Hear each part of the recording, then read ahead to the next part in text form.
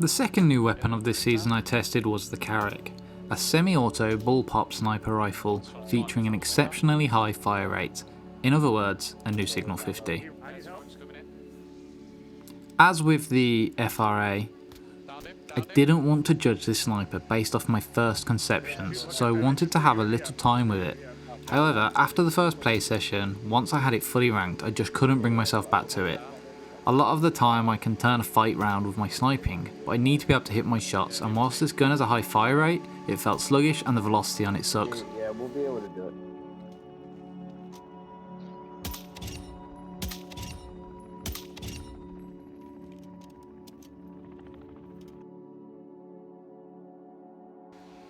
So as you guys know by now, I play sniper support on console with an Xbox Elite, which means sniping needs to be on point and so does my build.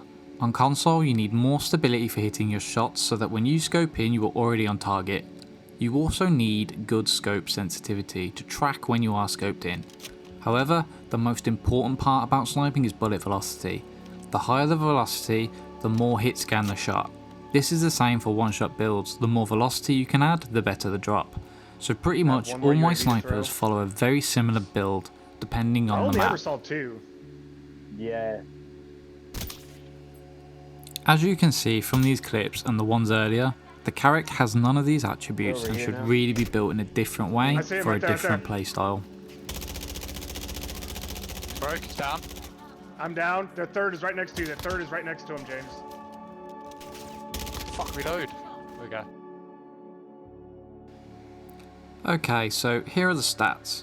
One thing I noticed is sim.gg have the damage upgrade incorrectly labelled on the attachment for the 30-inch flintfire bipod. It is currently down as a negative damage multiplier, however it is supposed to be a positive, so when you equip that your damage will actually go up to 180 for head and neck. However, this is a smaller damage range and a damage profile than the Signal 50. Even with a faster fire rate, the stability isn't there with this gun to follow up accurately at the distance.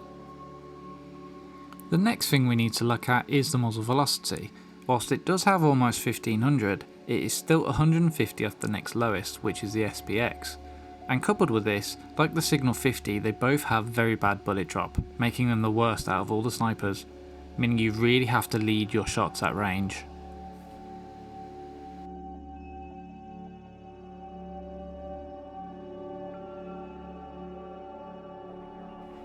My recommendation for this sniper is to use it on smaller, closer quarter maps, like Vondel, where I would say your first engagement might be at about 50 meters and you can push on any breaks or knocks. In which case, you should build it more like a DMR and opt for just stability and speed. Maybe swapping out the scope for something with less zoom and the laser for the Carrack palm grip. You will notice I've made those changes here and I already feel so much more comfortable with the build. We are on invasion though, so bear in mind the quicker TTK here.